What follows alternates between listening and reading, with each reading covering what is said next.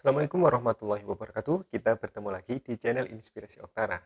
Nah, sambil menunggu penyaluran bantuan PKH tahap keempat tahun 2022 yang insya Allah sebentar lagi akan dicairkan, kita tinggal menunggu waktunya saja. Nah, di kesempatan video ini saya ingin mengajak Anda untuk menghitung bersama-sama kira-kira berapa bantuan yang akan diterima oleh para penerima PKH ketika bantuan PKH tahap keempatnya ini cair. Nah, ternyata ada yang cairnya mulai dari 225.000 hingga lebih dari 2 juta rupiah. Siapa saja yang akan cair untuk 2 juta rupiah tersebut? Nah, Anda perlu menyimak video ini hingga tuntas, jangan sampai Anda skip sehingga Anda bisa gagal paham dan Anda bisa menganggap bahwa informasi yang saya berikan ini adalah informasi yang tidak benar. Oke ya. Sebelumnya tentu saya ingin mengucapkan terima kasih kepada Anda yang senantiasa setia untuk menunggu informasi terbaru yang saya bagikan di channel ini. Tanpa dukungan Anda, tentu channel ini tidak bisa berkembang lebih baik lagi dan tentunya lebih besar lagi. Saya ucapkan selamat datang bagi Anda yang baru bergabung, baru menemukan channel Inspirasi Utara. Terima kasih sudah bergabung. Jangan lupa aktifkan notifikasi di HP Anda agar informasi yang saya berikan di channel ini bisa Anda terima dan Anda bisa mengikuti setiap update informasi yang saya bagikan di channel ini.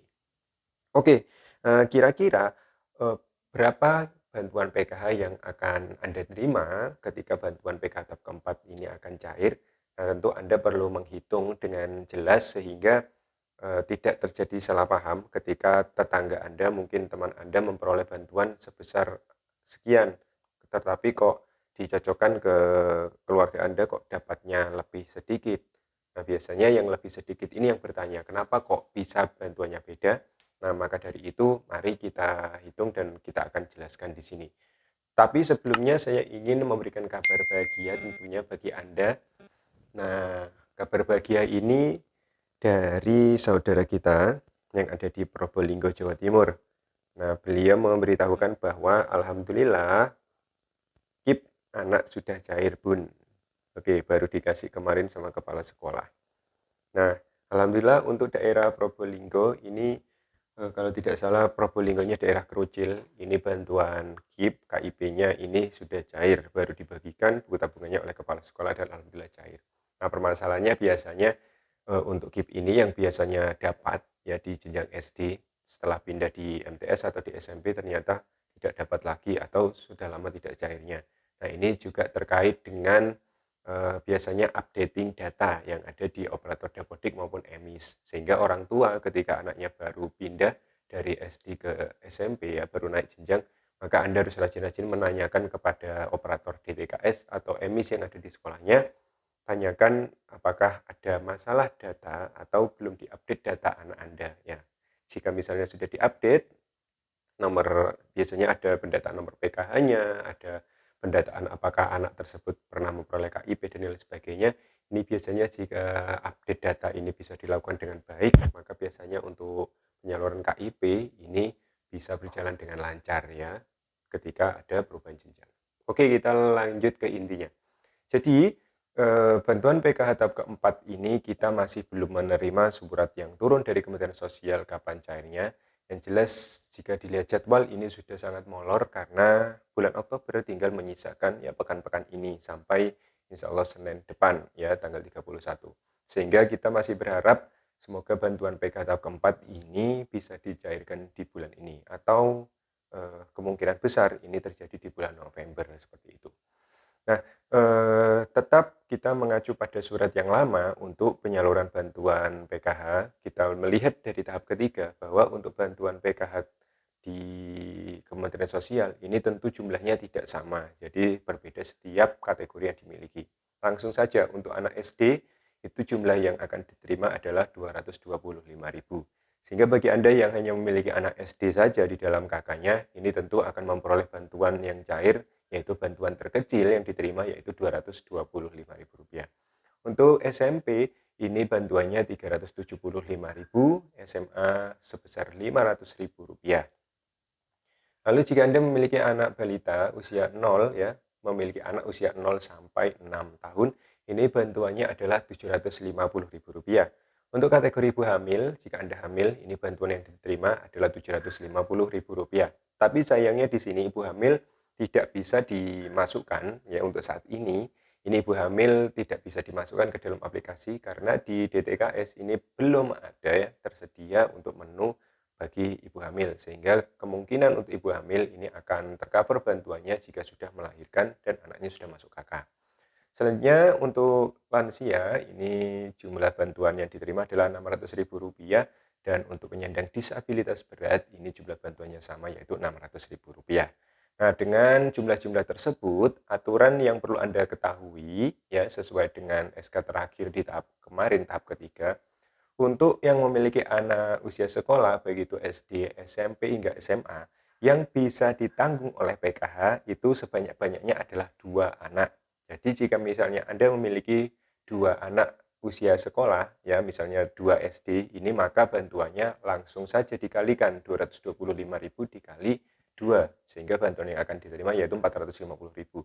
Termasuk juga jika anak Anda SMA, dua-duanya SMA, maka tinggal mengalihkan 500.000 dikali 2, berarti bantuan yang akan diterima yaitu 1 juta.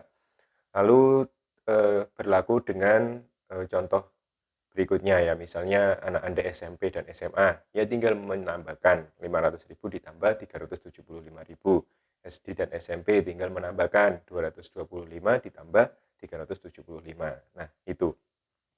Selanjutnya untuk anak usia 0 sampai 6 tahun, ini yang bisa di-cover oleh bantuan PKH sebanyak-banyaknya adalah 2 orang juga. Jadi ketika Anda memiliki 2 anak balita, maka bantuan yang akan diterima ini langsung Rp1.500.000 ya, atau dengan kata lain Rp750.000 dikalikan 2. Untuk lansia maupun penyandang disabilitas berat sebanyak-banyaknya di dalam satu kakak ini hanya 1 orang saja. Sehingga misalnya di dalam satu kakak ini ada 2 orang lansia dengan usia minimal 60 tahun, maka yang mendapat bantuan bukan dua-duanya ya, tetapi hanya satu saja yaitu Rp600.000. Dan di peraturan sesuai dengan SK terakhir di tahap ketiga untuk lansia tunggal ya atau lansia yang ada sendirian di dalam satu kakak ini termasuk penerima PKH juga, sehingga jika dulu lansia tunggal ini tidak bisa, sekarang lansia tunggal juga memperoleh bantuan PKH sebesar Rp600.000. Dan perlu Anda ketahui, sebanyak-banyaknya di dalam satu kakak yang bisa ditanggung oleh PKH adalah 4 orang di dalam satu kakak. Nah, dengan kondisi 4 orang ini, tentu bantuan yang bisa diterima oleh penerima manfaat ini bantuan terkecil adalah 1 anak SD tadi yaitu Rp225.000. Nah, saya katakan ada yang sampai memperoleh 1 juta lebih, ada bahkan yang 2 juta lebih di lapangan ya. Kenyataannya memang demikian karena memang peraturan sekarang kalau dulu lansia ini 70 tahun, sekarang ini 60 tahun. Sehingga ketika dibaca oleh sistem tanggal lahir sesuai dengan EKTP, maka banyak sekali KPM yang bantuannya tiba-tiba bertambah karena memang usianya sudah 60 tahun. Ya, saya ambil contoh, misalnya di dalam keluarga tersebut ada misalnya ada 1 orang balita, ya bantuannya sebesar Rp750.000 ya. Lalu juga ada anak SMA-nya, bantuannya sebesar Rp500.000. Jika kita jumlahkan itu saja sudah Rp1.250.000.